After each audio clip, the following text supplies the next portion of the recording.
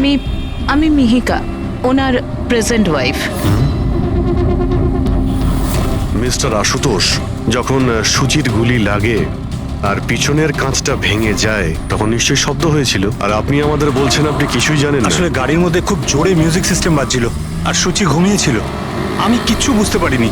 ওই লোকটা কিছু জিনিস বিক্রি করতে এসেছিল। ও যখন আমাকে বললো তখন আমি বুঝতে পারলাম কি সুচি। গাড়িতে মিউজিক চলছিল আর সুচি ঘুমিয়ে পড়েছিল। অদ্ভুত, প্রায়শই লোকেদের ঘুম একটু আওয়াজেই ভেঙে যায়, আর এত লাউড মিউজিকে সুচি ঘুমোচ্ছিল। স্যার, আপনাদের কথা থেকে বোঝা যাচ্ছে যে আপনারা আমাকেই সন্দেহ করছেন। স্যার, আমি এটা কেন করব? সুচি আর আমার ডিভোর্স নিশ্চয়ই হয়েছিল, কিন্তু আমরা ভালো বন্ধু ছিলাম আর আমাদের যোগাযোগও ছিল। আপনি আপনি দীনেশকে জিজ্ঞাসা করে নিন। দিনেশ? স্যার, আমি সুচির ভাই। ও ঠিকই বলছে স্যার, ডিভোর্সের পরেও ওর আর সুচির মধ্যে খুব ভালো সম্পর্ক ছিল, কখনো কোনো ঝামেলা হয়নি। আচ্ছা, তো আপনারা আপনারা কোথায় যাচ্ছিলেন বলুন তো?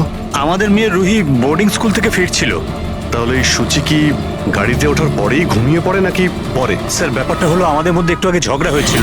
আশুতোষ, রুহি স্কুল খুব ভালো, এই স্কুল চেঞ্জ করার কোনো দরকারই নেই। সুচি, এই স্কুলটার টাকা পয়সা খুব বেশি, আমি এর ফিসটা জোগাড় করতে পারবো না। কিন্তু আমি করতে পারি, আর আমি আমার মেয়ের এডুকেশনে কোনো কম্প্রোমাইজ করব সুচি, না। আমি তোমার থেকে টাকা নিতে পারবো না।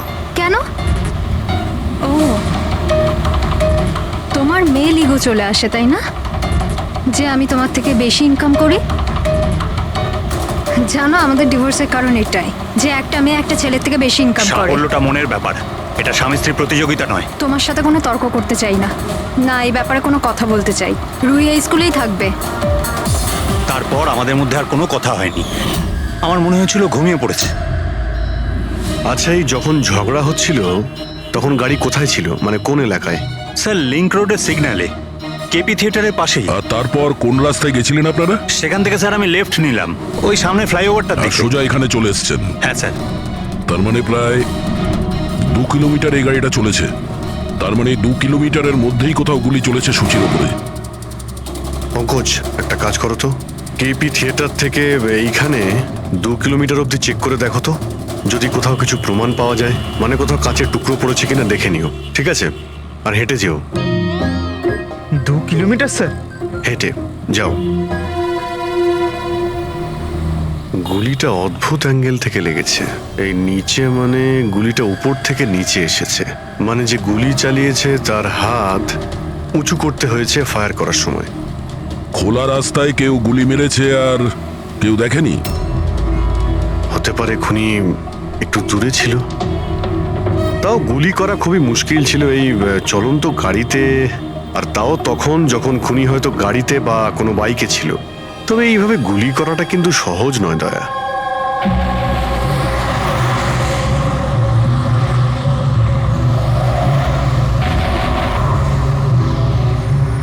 রাস্তায় কোথাও গাড়ি দাঁড় করিয়েছিলে তুমি? সিগন্যালে দাঁড়িয়েছিলাম একবার, ব্যাস, আর কোথাও নয়। যদি সিগন্যালেও কেউ গুলি চালায় কিংবা অন্য কোথা থেকেও যদি গুলি চালায়, তাহলে এম করার সময় তো টাইম লাগবে। তাহলে কেউ গুলি মারতে কাউকে দেখলো না কি করে? হ্যালো? হ্যাঁ স্যার, ঠিক আছে স্যার, আমরা পৌঁছাচ্ছি। কি হয়েছে? এসিপি স্যারের ফোন ছিল, আর একটা লাশ পাওয়া গেছে কামরি ব্রিজের নিচে।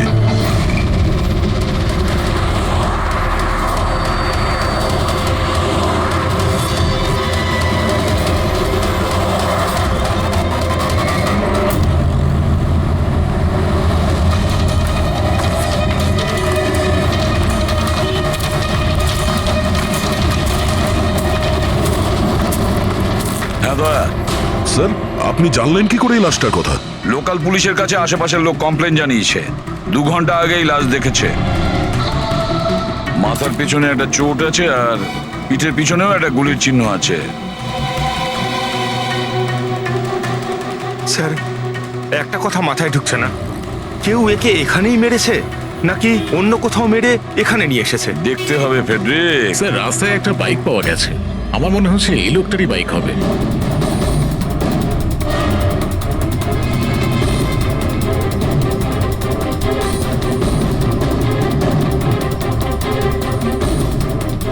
Skid mark. স্যার মনে হচ্ছে এই লোকটা বাইকে যাচ্ছিল, কেউ পেছন থেকে গুলি করে দিয়েছে। ডিসব্যালেন্স হয়ে গেছে, গাড়ি বাইক স্কিড হয়ে এখানে কারোর সঙ্গে ধাক্কা লাগিয়েছে, আর ওর বডি এখানে নিচে পড়ে গেছে। মাথায় চোট ওই সময় লেগেছে স্যার।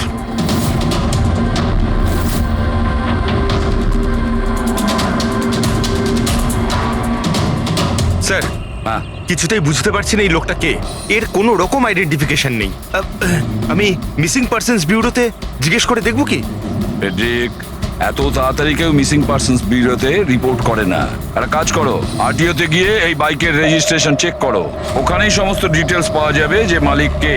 ওই কেসটার ব্যাপারে কি হলো কিছু জানতে পারলে? না স্যার, খুব অদ্ভুত কেস, বুঝতে পারছি না গুলি কে চালিয়েছে আর কোথা থেকে। পুরো এলাকাটা খুঁজে দেখেছি স্যার, কিন্তু কিচ্ছু পাইনি। ট্রাফিক পুলিশরা কি বলছে?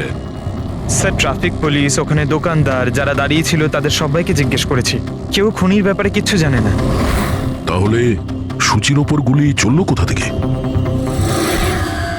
দেখতে হবে। স্যার আমি বলেছি তো আপনাদের, আমি জানি না সূচির গুলি কখন লাগলো, কিভাবে লাগলো। আশুতোষ, দীনেশ, মিহিকা, সূচির খুব কাছের না তোমরা তিনজন, কি তাই তো? তাহলে এটা বলো, সূচির মৃত্যুতে তোমাদের তিনজনের মধ্যে কার লাভ হতে পারে? তার মানে স্যার? স্যার আমরা ওকে কেন মারতে যাব? ও স্যার, ও আমার নিজের বোন ছিল স্যার, নিজের বোন। আমি নিজের বোনকে কেন মারতে যাব? কোটি টাকা পাওয়ার জন্য। আবার কি কোটি টাকা পাওয়ার জন্য? এতে আমার কি লাভ হতো স্যার? আমার আর সুচির তো আগেই ডিভোর্স হয়ে গেছে। হতে পারে ডিভোর্সই ওই কারণটা।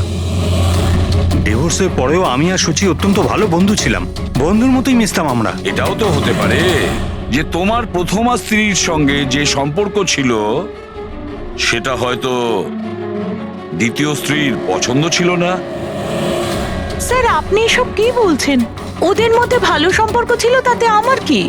ওদের দুজনকে নিয়ে আমার কোনো প্রবলেম ছিল না, আমি ইনসিকিউর নই। যদি তোমাদের তিনজনের মধ্যে কেউ সূচিকে না মেরে থাকে, তাহলে সূচিকে কে মেরেছে? কে মেরেছে? আমি বলছি আপনাকে, সূচি একটা এনজিওতে কাজ করত। ও ওখানে একজন অ্যাকাউন্টেন্টের পর্দা ফাঁস করে দিয়েছিল, কারণ ওই মেয়েটা টাকা পয়সা নিয়ে গন্ডগোল করছিল। তোমার মনে হচ্ছে শেলির হাত হতে পারে এই সবের পেছনে? ইয়েস স্যার, ওকে অনেকবার হুমকিও দিয়েছিল। স্যার আমার তো মনে হচ্ছে কি এই কাজটা হয়তো পৃথ্বীর হতে পারে। আচ্ছা, এই পৃথ্বী কি? খুবই খুবই অসভ্য ধরনের লোক, ওই রোমিও টাইপের। সুচি পুলিশকে কমপ্লেনও করেছিল ওর বিরুদ্ধে, কিছুদিনের জন্য জেলেও গেছিল। ঠিক আছে, তোমরা তিনজন যেতে পারো। Thank you sir. Thank you sir. Thank you sir.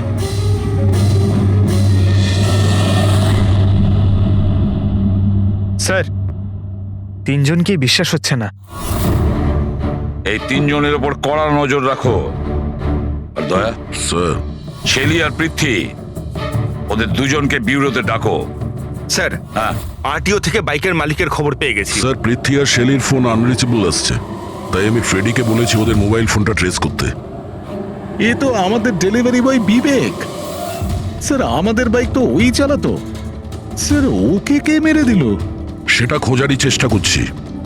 আচ্ছা, এই বিবেকের কারোর সঙ্গে কোনো শত্রুতা ছিল কি? না স্যার, ও তো খুবই সাদাসিধে ভালো ছেলে ছিল। কবে থেকে কাজ করছিল এখানে? গত 1 মাস ধরে রাজস্থান থেকে এসেছিল, খুব পরিশ্রমী ছিল। স্যার ও তো শহরে কাউকে চিনতও না। এ কোথায় যাচ্ছিল ডেলিভারি করতে? কোথাও নয় স্যার, আজ তো ওর ছুটি ছিল, ওই জন্য আমার বাইক নিয়ে ঘুরতে বেরিয়েছিল। আচ্ছা, ওর বাড়ির অ্যাড্রেস দিতে পারবেন? স্যার ওর বাড়ির অ্যাড্রেস তো নেই, ও এই দোকানেই শুতো। আচ্ছা, জিনিসপত্র কিছু? স্যার এই ওর একটা বাক্স আছে। এটা?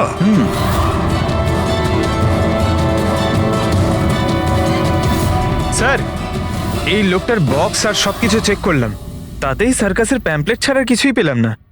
হয় ও সার্কাস খুবই পছন্দ করত, না হলে নিজের ফ্রি টাইমে প্যাম্পলেট বানিয়ে টাকা রোজগার করত।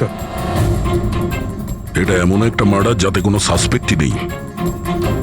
আচ্ছা, বিবেকের মতো এই ধরনের গরিব লোকদের মেরে কার কি লাভ হতে পারে? সেটাই তো।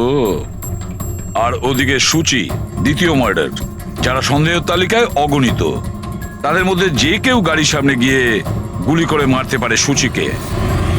না বস, আই এম সরি বাট আমি তোমার সঙ্গে একমত হতে পারছি না। কোন কথা? সেটা এই যে কেউ একে পাশ থেকে গুলি করেছে। তার মানে স্যার তার মানে এটা। আরে এটা তো রাইফেলের গুলি। হ্যাঁ স্যার, আর এই গুলিটা সুচির গলায় এই এদিকে এখানটা আটকে ছিল। গুলি রাইফেল থেকে চললে তো অনেক দূর থেকে চালানো হয়েছে। হ্যাঁ একদম ঠিক, দূর থেকেও আর উঁচু থেকেও, এইসব আমি বলছি। এই দেখো বস, 50 ডিগ্রি অ্যাঙ্গেল থেকে সুচিকে গুলি করা হয়েছে। গুলি এখান থেকে এসেছে, কারের কাঁচের জানলা ভেঙেছে আর গিয়ে এর গলায় লেগেছে। এই গুলি যে অ্যাঙ্গেল থেকে চলেছে ডক্টর, কত দূর থেকে চলেছে এই গুলিটা? এই ধরো 70 ফিট দূর থেকে। তার মানে কোনো উঁচু বিল্ডিং থেকে চালানো হয়েছে। সে তৈরি হয়ে বসেছিল বিল্ডিং এর ওপরে গুলি চালানোর জন্য। একটা কাজ করো, ওই এরিয়ার ম্যাপটা বের করো। গুলি গাড়ির বাঁদিক থেকে এসেছিল, আর বাঁদিকে প্রায় অনেকগুলো এরকম বিল্ডিং আর হাই রাইজ টাওয়ার আছে স্যার। যে জায়গায় ওদের দুজনে ঝগড়া হয়েছিল সেখান থেকে সুচির লাশ যেখানে পাওয়া গেছে, তার মধ্যে প্রায় 15 থেকে 20টা টাওয়ার আছে। এর মধ্যেই কোনো একটা বিল্ডিং থেকে গুলি চালানো হয়েছে।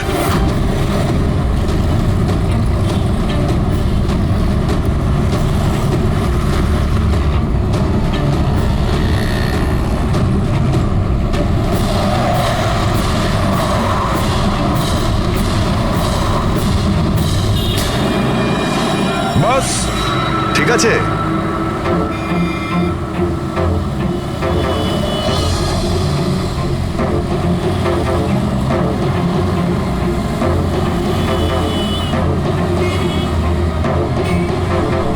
এই অভিজিৎ স্যারের হাতে ওটা কি? মার কাছে ফ্রেডি, ঠিক সেই হাইটে যে হাইটে সুচির গুলি লেগেছিল। আর আমার হাতে এই ডিজিটাল ডিস্টেন্স রিডার আছে। এর থেকে এই লেজার লাইট যদি ওই মার্কেট ঠিক যায় তাহলে তার মানে গুলি এখানে এই বিল্ডিং থেকেই চালানো হয়েছে। সব মাথার উপর দিয়ে গেল। ঠিক আছে, এটা এখনই করে দেখছি। হ্যাঁ দয়া, আমি তৈরি। ওকে অভিজিৎ, একটু ডান দিকে এসো, ডান দিকে। হ্যাঁ ঠিক হালকা আছে। হ্যাঁ একটু বাঁদিকে। ব্যাস ব্যাস ব্যাস, ঠিক আছে। একটু পেছনে, একটু পেছনে। দেখেছো, এই লেজার ঠিক ওই মার্কে হিট করছে না, হিট করছে না ওখানে। গুলি এখান থেকে চালাইনি স্যার। এক্স্যাক্টলি। আরে স্নাইপারের কাছে অত সময় ছিল না নিশানা ঠিক করার জন্য যখন ও সুচিকে গুলি চালিয়েছিল। একটা কাজ করি, অন্য কোনো বিল্ডিং এ যাই। ঠিক আছে চলো।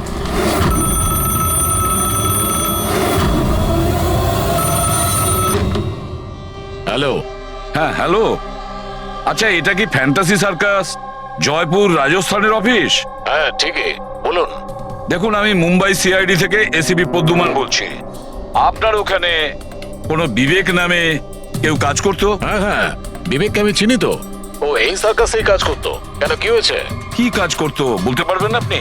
দেখুন স্যার, আপনার সঙ্গে সারাদিন ফোনে কথা বললে আমার শো ক্যান্সেল হয়ে যাবে। আমি আপনার কথা আমার মালিককে বলে দিচ্ছি, উনি আপনাকে ফোন করে নেবেন। ঠিক আছে? হ্যালো,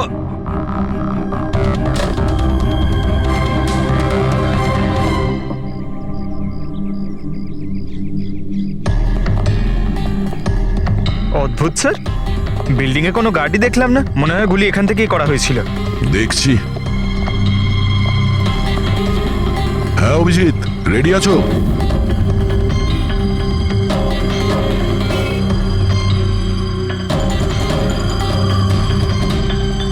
না অভিজিৎ, এখান থেকে টার্গেট ঠিকঠাক লাগছে না। একটু ডান দিকে এসো, ডান দিকে। আর একটু। হ্যাঁ পারফেক্ট পারফেক্ট, এখানে। লেগে গেছে নিশানা। তার মানে হলো সুচি এখানেই ছিল যখন ওর গুলি লাগে। পঙ্কজ, ফ্রেডি, একটু আশেপাশে দেখো ওই স্নাইপার কোনো প্রমাণ ফেলে গেছে কিনা। কিন্তু ভাই দয়া, এখানে তো কোনো স্পিড ব্রেকারও নেই। সে এমন কোন স্নাইপার হবে যে ওই বিল্ডিং এ বসে এত দ্রুত যাওয়া কোনো গাড়িতে নিশানা লাগাবে যেটা সুচির ঘাড়ে গিয়ে লাগবে। হ্যাঁ, এটা তো সত্যি। আশুতোষ, যখন তোমার গাড়িটা এখানে ছিল, হ্যাঁ তখন কোনো কারণে তোমার গাড়িটাকে স্লো করতে হয়েছিল কিংবা দাঁড় করাতে হয়েছিল, কিছু মনে আছে? হ্যাঁ স্যার, আমি যখন ড্রাইভ করছিলাম তো গাড়ির সামনে একটা ভিখারি এসে গেছিল আর আমায় ব্রেক করতে হয়েছিল। ভিখারি? হ্যাঁ, কি হলো? এইদিকে কিচ্ছু নেই স্যার। কিছু নেই? ওদিকেও কিছু নেই স্যার। ওই ভিখারি দেখতে কেমন ছিল? স্যার, ওর এক হাতে তো একটা ক্রাচ ধরা ছিল, অন্য হাতে লাল পোটলা, গলায় গামছা আর মাথায় অর্ধেক টাক ছিল। অভিজিৎ, এই ফ্লাইওভারের নিচে অনেক ভিখারি থাকে, ওদের মধ্যে কেউ একজন হবে। হ্যাঁ, আমি শুনলাম আশুতোষ যা বললো ভিখিরির ব্যাপারে। আমি নিচে গিয়ে দেখছি। এই কে তোমরা? কাকে জিজ্ঞেস করে ওপরে এসছো? তুমি এখানকার ওয়াচম্যান? ডিউটিতে কেন ছিলে না? আমার ইচ্ছে। এই তোমরা কে আমাকে ডিউটি শেখাচ্ছ? সিআইডি। সিআইডি? জানো তোমার জন্য এখানে একজন মহিলার খুন হয়ে গেছে? আমার জন্য কেউ এই ছাদ থেকে একজন মহিলাকে নিচে গুলি মেরেছে। কি জানো ওই ব্যাপারে?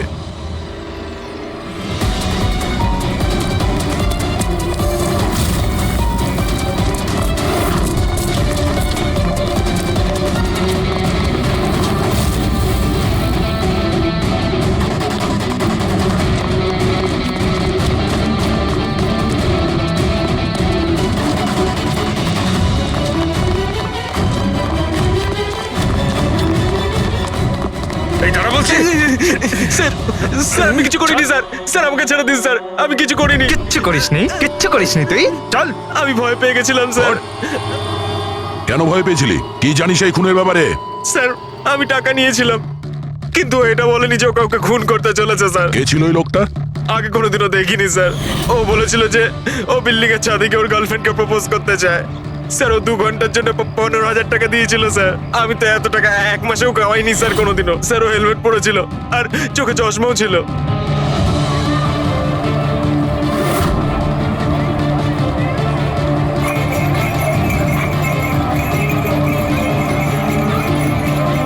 আরে ভাই শোনো।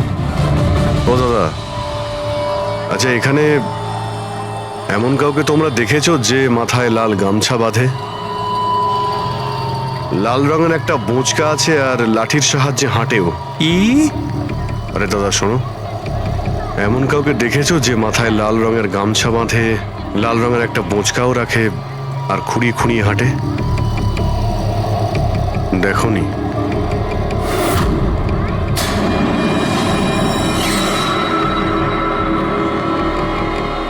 আরে ভাই শোনো, আরে ভাই শোনো, একটু কথা আছে। এই যে আরে এই কি করছো ভাই? দাঁড়াও। আরে ভাই দাঁড়াও।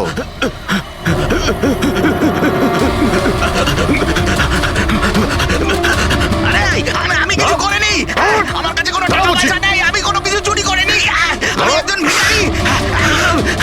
আরে ছেড়ে না তুই আমাকে। ল্যাংড়া সাজার নাটক করছিস? তুই জানিস ল্যাংড়াদের কতটা কষ্ট হয়? আরে কতবার করে বলবো, আমার কাছে কিছু নেই। আমি রাস্তার ভিখারি। আমি সত্যি বলছি। এই, তুই সেদিন ইচ্ছে করে লাল গাড়ির সামনে পড়েছিলি না? কোন লাল গাড়ি? আমি কোনো লাল গাড়ির সাথে আসিনি তো। স্যার, এটা কি গুন্ডামি হচ্ছে? আপনি ওকে ছেড়ে দিন, এটা কিন্তু ঠিক হচ্ছে না, আমি বলে দিচ্ছি কিন্তু। সর। আমি সিআইডি থেকে। আরে কোথায় পালাচ্ছিস? দাঁড়া। ভদ্রভাবে বলে দে, না হলে আমি রেগে গেলে কিন্তু এর ফল খুবই খারাপ না হবে। স্যার, আপনি যদি সত্যি সিআইডির লোক হন, আমি সব বলছি।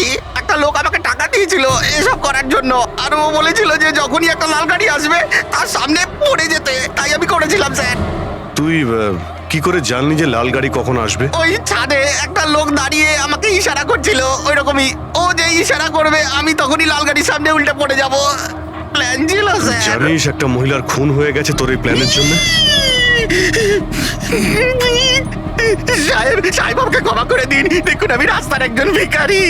ঠিক আছে, তুই এটা বল ওই লোকটা দেখতে কেমন ছিল? ওই স্যার, ও হেলমেট পরেছিল, মোটরসাইকেলে এসেছিল। আমি তো ওর মুখটা দেখতেই পাইনি।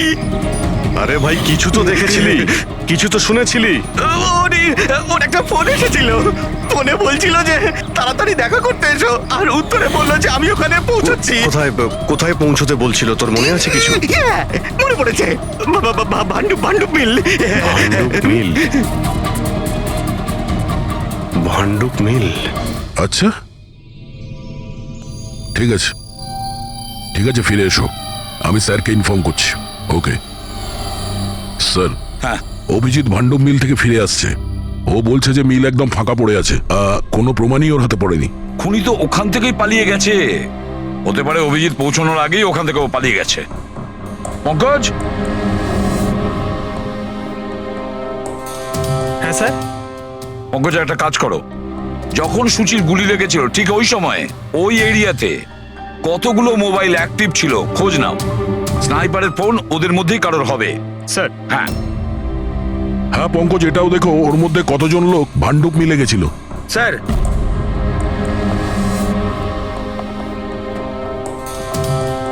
স্যার, এ হলো শৈলী, এনজিওর অ্যাকাউন্টেন্ট। সুচি একটা এনজিওতে কাজ করত। ও ওখানে একজন অ্যাকাউন্টেন্টের পর্দা ফাঁস করে দিয়েছিল। আর এ হলো পৃথ্বী, যার বিরুদ্ধে সুচি রিপোর্ট লিখিয়েছিল। সুচি পুলিশে কমপ্লেনও করেছিল ওর বিরুদ্ধে, কিছুদিনের জন্য জেলেও গেছিল। আপনারা কি করে ভাবলেন যে সুচির মৃত্যুর জন্য আমি দায়ী? হ্যাঁ স্যার, আমিও তো এমন কিছুই করিনি। আমি তো কারোর মার্ডার করিনি স্যার। শেলি, তোমার চাকরি চলে গেছিল সুচির জন্যে, আর তারপর থেকে তোমার এখনো পর্যন্ত কোনো চাকরি পাওইনি। ধার করে করে সংসারে খরচা চালাচ্ছ তুমি। হ্যাঁ, আর প্রীতি, এক সপ্তাহ তুমি জেলে ছিলে, নিজের এরিয়াতে তোমার খুব বদনাম হয়েছে, তাই তো? তো তো কি হয়েছে? যদি আমার কোনো বদনামের ভয় থাকতো তাহলে বাড়ি বদলে নিতাম। কারণ মার্ডার করতে যাবোই বা কেন আমি? আর স্যার, এমনটা নয় যে আমি কোথাও চাকরি পাচ্ছি না। বলতে পারেন আমি আমার মতো কোথাও চাকরি পাচ্ছি না, এই জন্য আমি কোথাও জয়েন করছি না। আপনাদের আশুতোষ আর তার নতুন স্ত্রী, তাকে এসব প্রশ্ন করা উচিত। ওদের জীবন সুখী নয়, কিন্তু সবাইকে দেখিয়ে বেড়ায়। আশুতোষ তো সুচির কাছে ফিরে যেতে চাইছে। হয়তো ও নতুন স্ত্রীকে নিয়ে খুশি নয়, তাই। আর স্যার, সুচির না ওর ভাইয়ের সাথেও বনিবনা ছিল না, সব সময় না ফোনে ঝগড়া করতে থাকতো।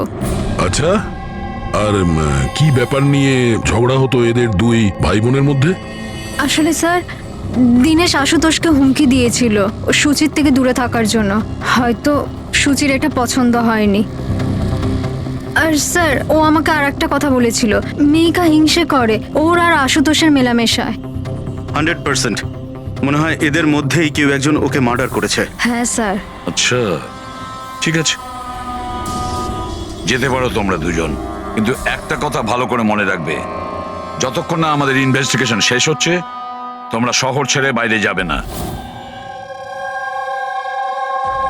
এই কেসে কারোর কথার উপর ভরসাই করতে পারছি না স্যার। মনে হচ্ছে সবাই মিথ্যে কথা বলছে। হ্যাঁ, সে যেই হোক খুব বড় প্ল্যানিং করেছিল। প্রথমে ভিখারিকে টাকা দিয়েছে, একটা ওয়াচম্যানকে হায়ার করেছে, আর তারপরে স্নাইপারকে হায়ার করেছিল। আর ঠিক সময় আসতেই ও সুচিকে গুলি করে মারে। স্যার। হ্যাঁ স্যার, যে সময় ওর ওপর গুলি চালানো হয়েছিল স্যার, তখন ব্রিজের আশেপাশে 2000 লোকের মোবাইল অ্যাক্টিভ ছিল। তাহলে ওই সময় কোন মোবাইল ফোন পান্ডু মিলের দিকে গিয়েছিল? একটা নাম্বার গিয়েছিল, কিন্তু সেটা প্রাইভেট নাম্বার, তাই ট্র্যাক করতে পারিনি। আর কি বলতে পারো এই নম্বরের ব্যাপারে? এটাই স্যার, ওটা মিল অব্দি গেছিল কিন্তু দাঁড়ায়নি, ওটা সোজা কামরি ব্রিজের দিকে চলে গেছিল, আর ওখান থেকে সিগন্যাল পাওয়া যাচ্ছিল না। কামরি ব্রিজ? স্যার, বিবেকের লাশটাও তো আমরা ওখানেই পেয়েছি। এটা কোনো কোইন্সিডেন্ট হতে পারে না? রাজস্থানে বিবেকের বাড়িতে ফোন করি, ওর ব্যাপারে পুলিশ কি ইনফরমেশন জোগাড় করলো জানতে হবে। দয়া, এই বিবেকও তো খুনি হতে পারে। কেউ বিবেককে খুন করে দিয়েছে? একজন খুনির খুন? অনেক কিছুই হতে পারে ফেডরিক, এই কেসে অনেক কিছু হতে পারে।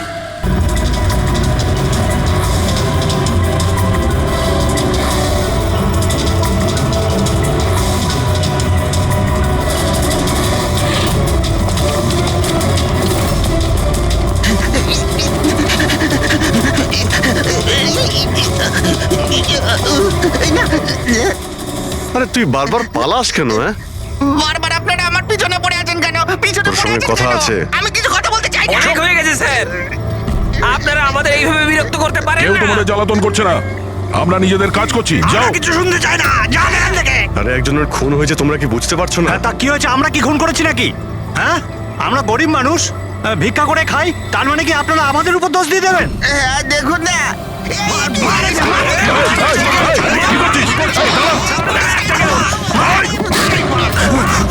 অভিজিৎ, তুমি ঠিক আছো? আরে না, ও নো, রক্ত বেরোচ্ছে। কি করলে তোমরা? হ্যাঁ, এই দেখ, এই লোকটা টাকা দিয়েছিল তোকে। স্যারও মারা গেছে। হ্যাঁ, ও মারা গেছে। ভালো করে দেখ, এটা কি সেই লোকটা যে তোকে গাড়ির সামনে করতে বলেছিল? একটু জুম জুম করুন।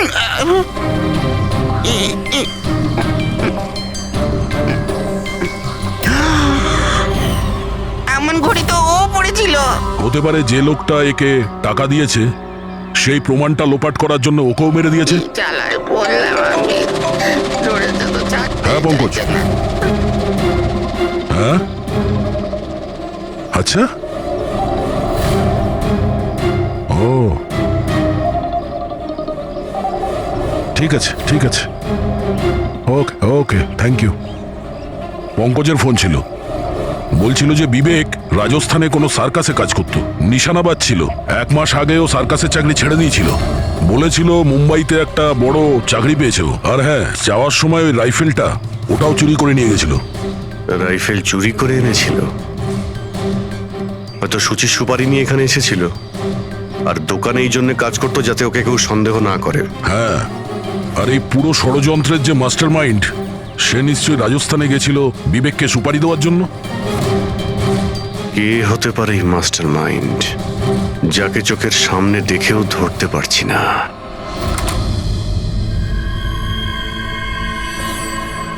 আরে মিস্টার আশু। স্যার, আপনারা এখানে? মিস্টার আশু, ওই লোকটার ব্যাপারে জানতে পেরে গেছি যে সুচিকে গুলি করেছিল। Wow, that's a great news. আপনারা ধরেছেন ওনাকে? বিবেক নাম ওর। আপনারা কোনো বিবেককে চেনেন? না তো। অদ্ভুত ব্যাপার, আপনি কোনো বিবেককে চেনেন না, কিন্তু 15 বার কল করেছেন আপনি আপনার ফোন থেকে বিবেককে। কি বলছেন? আমি যখন বলছি কোনো বিবেককে জানিই না, তাহলে আমি ওকে ফোন কেন করবো স্যার? শুধু এটাই নয়, ওর সঙ্গে দেখা করতে তুমি রাজস্থানেও গিয়েছিলে। সার্কাসে ওর গুলি চালানোর ক্ষমতাটা দেখে তোমার এত পছন্দ হয়েছিল যে সুচিকে মারার কন্ট্রাক্টও দিয়ে দিয়েছিল ওকে। 1 মিনিট স্যার, 1 মিনিট। এটা সত্যি যে একটা বিজনেস ট্রিপের জন্য আমি রাজস্থান গিয়েছিলাম, কিন্তু আমি কোনো সার্কাসে যাইনি স্যার। আর আমি যখন কোনো বিবেককে চিনি না, তো তাকে ফোন কেন করবো? তাহলে কি তোমার এই ফোন রেকর্ড মিথ্যে কথা বলছে? স্যার, এটা হতে পারে কি আমার ফোন থেকে অন্য কেউ ওকে ফোনটা করেছে আমার না থাকার সুযোগে। আচ্ছা, তাহলে কি আপনি আপনার ফোন যে কোনো জায়গাতে ফেলে রাখেন নাকি? না স্যার। হ্যাঁ ডক্টর। আচ্ছা, ঠিক আছে ডক্টর। ওকে ডক্টর।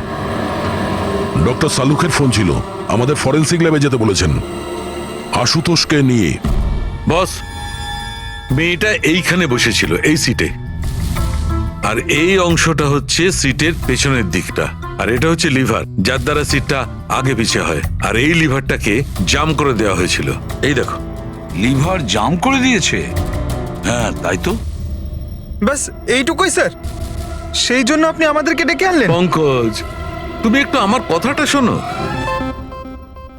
সূত্র এইটা নয় যে লিভারটা আটকে দেওয়া হয়েছে, সূত্রটা এই যে এটাকে জেনে বুঝে আটকে দেওয়া হয়েছে। কিন্তু স্যার, কেউ জেনে বুঝে সিটটাকে খারাপ করবে কেন? এটাও তো আমরাও ভাবছিলাম। আশুতোষ, তোমার এই গাড়ির সিট কবে থেকে এরকম হয়ে আছে? মানে কবে থেকে পেছনে আটকে আছে? স্যার, পরশু রাত অবধি তো ঠিক ছিল, কিন্তু কাল সকালে যখন বেরোলাম তখন রিক্লাইন কাজ করছিল না। আমার হাতে ঠিক করার মতো অত সময় ছিল না বলে এমনি বেরিয়ে গেলাম। ডক্টর সালুখে, সিটটা খারাপ হওয়া এই কেসটার সাথে কি সম্পর্ক? সম্পর্ক আছে ফ্রেডি। সম্পর্কটা হচ্ছে এইটা যে খুনি চাইছিল সিটটা পেছনে হেলে থাকে, সুচির পজিশনটা এইরকম থাকবে পেছনের দিকে। স্যার, ও যদি সামনে বসতো বা পেছনে বসতো তাতে খুনির কি এসে যায়? খুনির তো গুলি করারই ছিল। পঙ্কজ, তুমি এক কাজ করো, এখানে তুমি গাড়ির সিটটায় বসো। সারিকা, তুমি সুচির জায়গায় বসো। ধরে নাও আমি সুচি, আমি যখন এই সিটটায় বসেছিলাম তখন আমার মাথাটা এরকম ছিল। বস, সুচির এইভাবে বসার সুবিধাটা খুনি তখনই পাবে যখন ওর এম সুচি নয়, ড্রাইভিং সিটে বসা লোকটি হবে, মানে আশুতোষ হওয়ার কথা। কিন্তু আশুতোষকে কোনো কারণে খুব ব্রেক চাপতে হয়, ব্রেকের কারণে ঝটকা লাগে, আর সেই ঝটকায় সুচি ঝুঁকে যায়। আর বস, আশুতোষকে লাগার পরিবর্তে সুচির গুলি লাগে। স্যার, তার মানে আশুতোষ খুনি নয়, কিন্তু কেউ ওর খুন করতে চাইছিল। দয়া,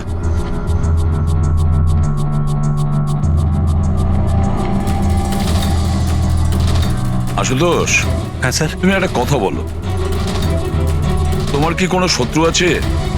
এমন কোনো শত্রু যে তোমাকে প্রাণে মেরে ফেলতে চায়? ভেবে চিনতে বলো, ভাবো।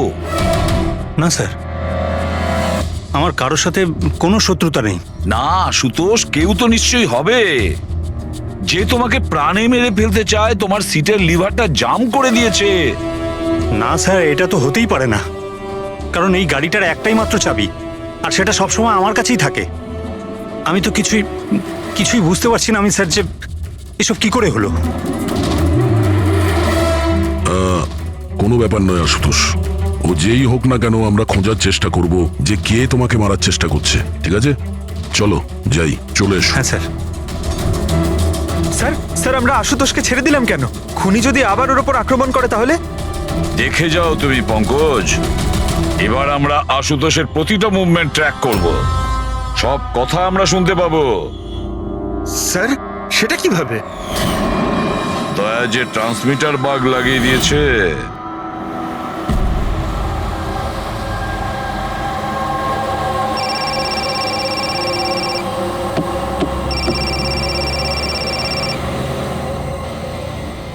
হ্যালো, হ্যাঁ বলো। আচ্ছা, ওকে, চলে এসো বাড়িতে। ওখানে? কিন্তু ওই জায়গাটা তো বন্ধ না? ঠিক আছে, আসছি।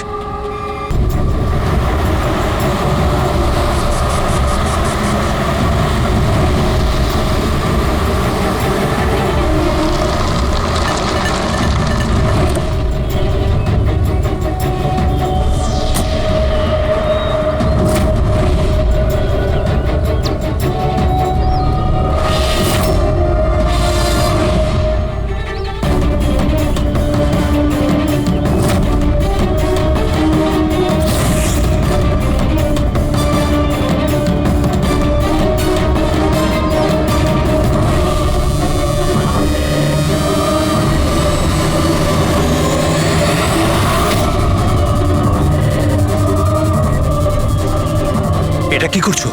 গান? মাই গড, গুলির আওয়াজ পেলাম। দয়া, তাড়াতাড়ি চলো, আবার একটা যেন খুন না হয়। স্যার, এই তো আমরা পৌঁছচ্ছি। স্যার, আমাদের যে এই সাসপেক্ট আছে, এক্ষুনি খবর পেলাম যে ও রাজস্থান গিয়েছিল আশুতোষকে ফলো করতে করতে। ও তো আশুতোষের খুব কাছের লোক ছিল।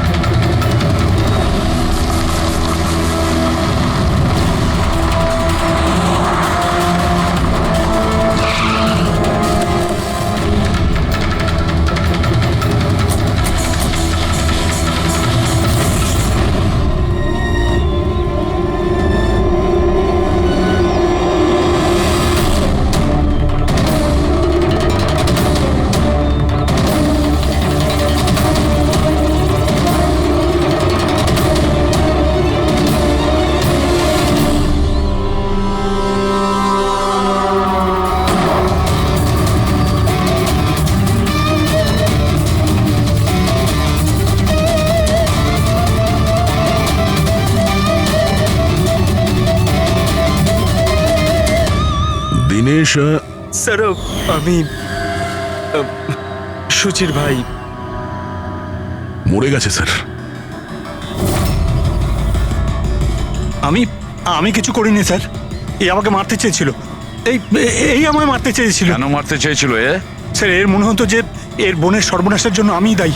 বিয়ের পর সুচি ডিপ্রেশনে চলে গেছিল, আর তাই ও নিজেই নিজেকে মারারও চেষ্টা করেছিল। আর এই সমস্ত আমি কিছুই জানতাম না স্যার, একদমই জানতাম না। আর আমার এই না জানার কারণেই এই দুজনের মৃত্যুর কারণ আমি হয়ে গেলাম স্যার। এটা সম্পূর্ণ না জানার কারণেই। পঙ্কজ, একে ছায়া নিয়ে বসাও, ঠিক ফরেন্সিক ল্যাবে পাঠিয়ে দাও।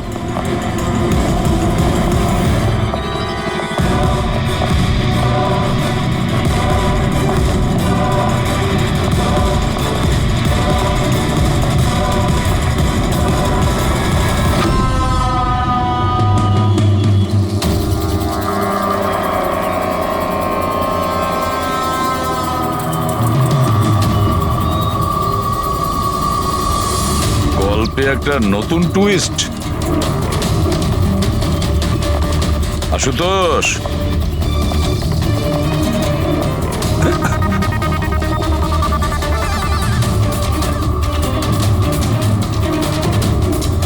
এটা কি চেনো? না স্যার, আমি ঠিক জানি না। জানো না? এক্ষুনি জেনে যাবে। পঙ্কজ, চেক করো ওকে। কিন্তু কেন? হাত উঁচু করুন, জানতে পেরে যাবেন আপনি। স্যার আমি তো কিচ্ছু করিনি, আমি নিরপরাধ। আপনারা কেন আমার তল্লাশি নিচ্ছেন? আমার কথা বিশ্বাস করুন স্যার, আমার কাছে কিচ্ছু।